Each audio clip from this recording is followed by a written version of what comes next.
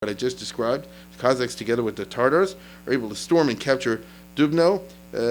They Poles, as usual, panic, and they lock the citadel only for themselves, and they won't let the Jews in there. So here come the Cossack armies, like we saw before. The Poles lock the fortress. They say no one else can get in there. The Jews are stuck between rock and a hard place and are massacred over there as a result of this kind of a treachery.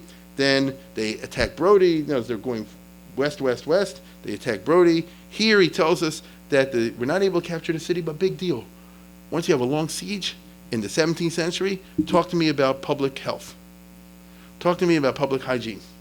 Do they have the slightest idea of germs and things of this nature? And so one of the big problems you had in the earlier times was, in fact, you have it today in Iraq, even in the 21st century, is your maintenance of basic cleanliness so you won't have plague, so you won't have epidemics. And as he describes over here, unfortunately, great details, even in the towns where they're able to hold out against the Cossacks and not do it, that all kind of epidemics and diseases and illnesses start taking people right and left. And so even where the Jews are able to escape through their heroism and their fighting, the swords of the Cossacks, many succumb, as do the Poles and the people in the town in general, to, as I say, various types of illnesses. Same thing happens in the town of Belz. Anybody ever heard of that? Where the Cossacks, he reports, are repulsed with heavy losses, like we saw before. So once upon a time, long, long ago, Belz was a town of some tough Jews, right? And tough Poles. And it's interesting. But the Magefa, the cholera epidemics, the typhus, and all the sorts of things that went on in those days. And you understand, once one person gets sick, they didn't know what to do in those days. All they thought is you put these masks on, smell it or things like they had no idea of modern medicine, obviously. And so the result is that the Cossacks are successfully raiding into central Poland, into northern Poland, and now getting close to Warsaw.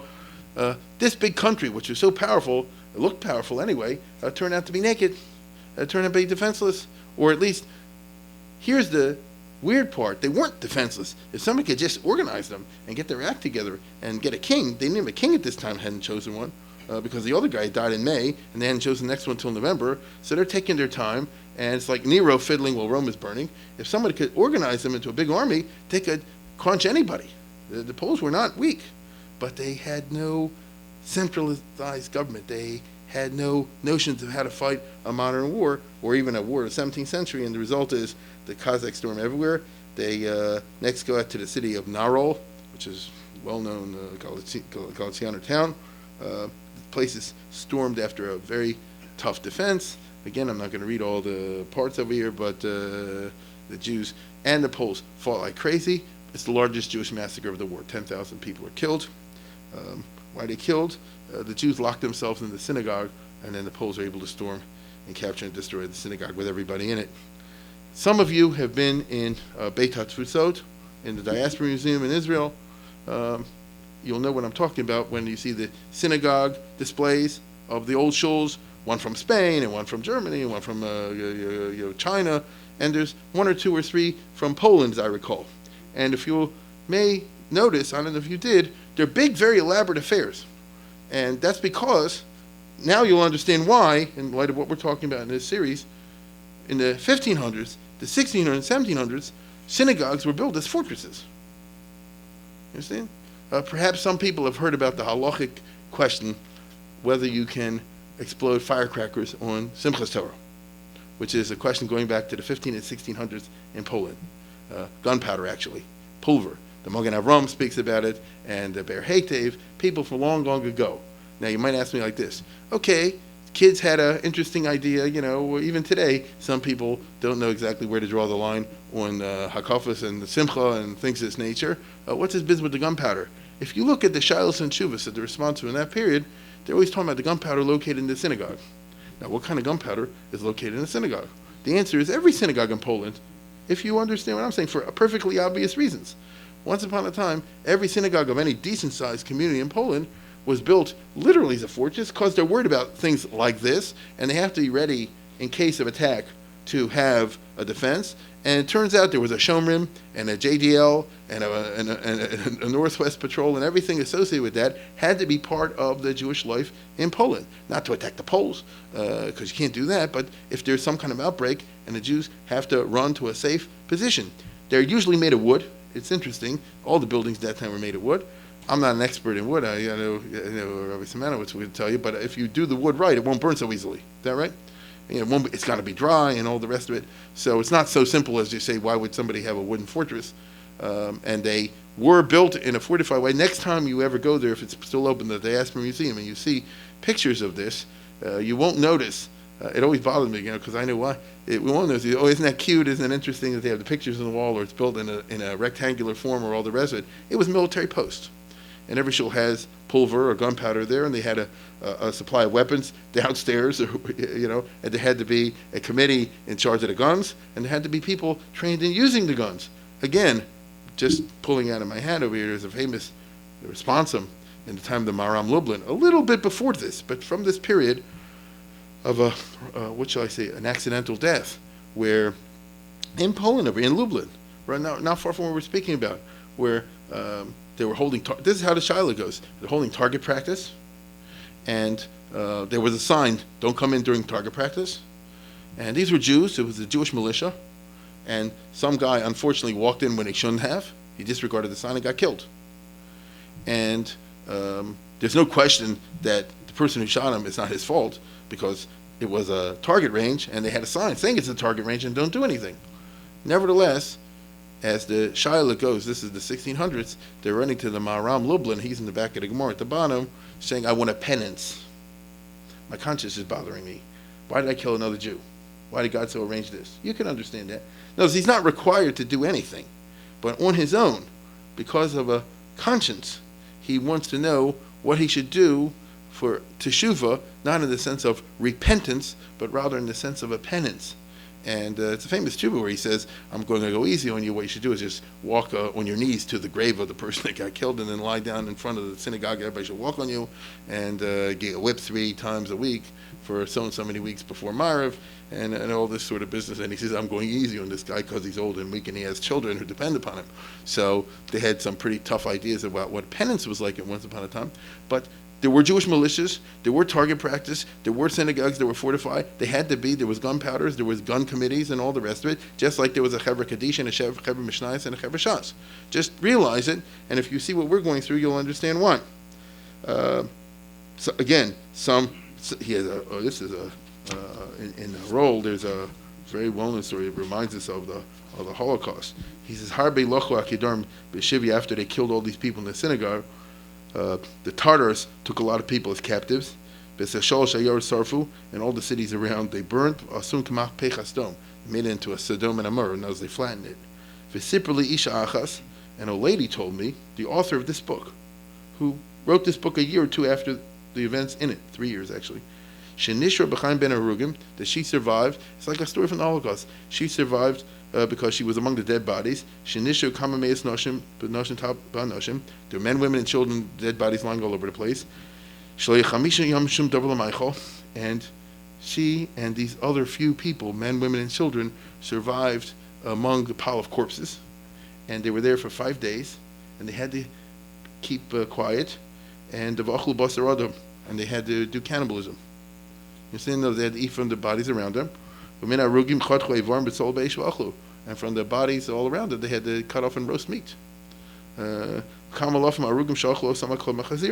were plenty of people. They were eaten by dogs and cats. In other words, there were massive piles of corpses everywhere, so you can just see all these Jewish bodies being literally torn to bits by dogs and pigs, to be literally.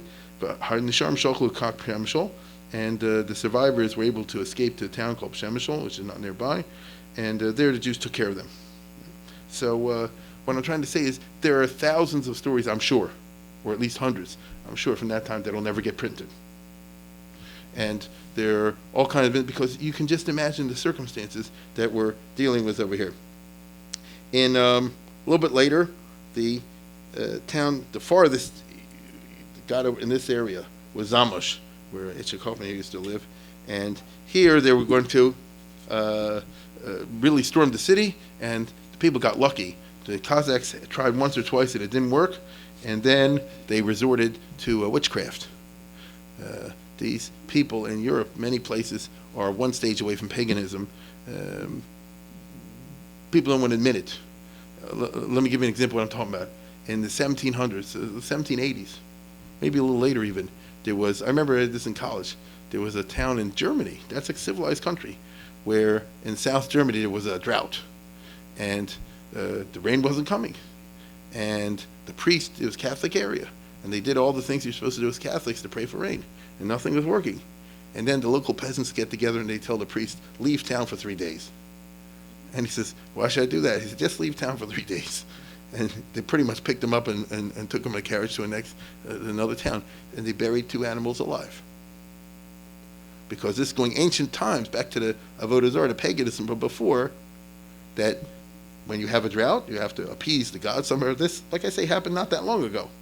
So you can understand when I say that even areas that are Christian and sometimes even Muslim, if you scratch down below the surface, the old Avodah Zarah is not so far away. So here, Ki Harchu Sham Hayamim, when the siege of this town over here, we're talking about Zamosh, lasted a little while, Asim Tachbula, they started to do witchcraft, Umaisa Kishav Nochash Sarov, Tachas Hashamayim. They found a snake, right, a rattlesnake. But Lochulahem Laos, and they basically put it over here and say like this, which way will the snake turn? If it goes this way, we attack. If it goes this way, we leave. Well, what is that really? That's the commander's way of saying, it wasn't my idea, you know. So, if the snake will hiss towards the city, can you imagine an army like this looking at the snake? But it's Avodah Zarah. If the snake will look this way, then we'll attack and capture the city. And if it looks at us, then we'll lose. And the snake looked the right way. You know, looked at the Cossacks, and they all left over there. And therefore, all they did was take a lot of money, but they didn't destroy the town. So this takes us pretty much to the end of the year. It was a really horrible year, obviously, and the result was that he got away with it. Khmelnytsky and the Cossacks and the Ukrainians in general were able to enjoy more successes than defeats, if you've been following what I've been saying over here. Finally, in late November, the Poles chose a king, John Casimir, who you can see. There's the Polish army trying to fight against them. Yeah, that's a Polish defeat, looks like. I'd say so, wouldn't you? Here, by the way, you'll see again, this is already Khmelnytsky in his triumph after these great victories, and he's treated like the George Washington or more of the Ukrainians. There he is. They love him, and they still do today. I was the other day in Teaneck for a scholar in residence, somebody showed me something fascinating in a book. In Soviet Union, Khmelnytsky is a hero. In Soviet Russia, Stalin made him a hero. And the reason is because he eventually allied with Russia. And they have movies about him over there that he's heroship of heroes. The Jews, obviously, have always hated this, but in Soviet Russia, you had to keep your big fat mouth shut. However, what's interesting is that during the Second World War, Stalin created a bunch of new medals for heroism, and one of them was the Khmelnytsky medal. And with that, you get an extra bread rations and things of this nature. And it's really fascinating that even in the Soviet Union, World War II, Jewish officers and soldiers, and there were plenty of Jewish soldiers and officers in the Red Army, and many of them fought heroically in World War II. That's not something we're talking about now. I mean, plenty of Russian Jews did. If they were given the Khmelnytsky medal, they turned it down. Because here you're in the middle of World War II fighting a Holocaust, and what are you going to have, the Hitler medal? You understand? Now, the Russians were angry about this. They said, Khmelnytsky, you have to look at our way. And the Jews, I was surprised to see that, because under Stalin, you usually just nodded your head and went along if you want to live. But they wouldn't do it in World War II. And you can understand why. Finally, the Poles choose a king. At first, Khmelnytsky said he's going to back him, but then, of course, he didn't. There were all kinds of negotiations, went on all through late 1648 and into 1649. This is the new king over here. As you can see, he put on armor, and he had to fight every minute that he was king for the next 20 years. John Casimir, who was a Catholic priest, who had to leave the priesthood to become a king. It's a whole Gansa Maisa, but he was not bad to the Jews. It was just the wrong time for Jews to live over there.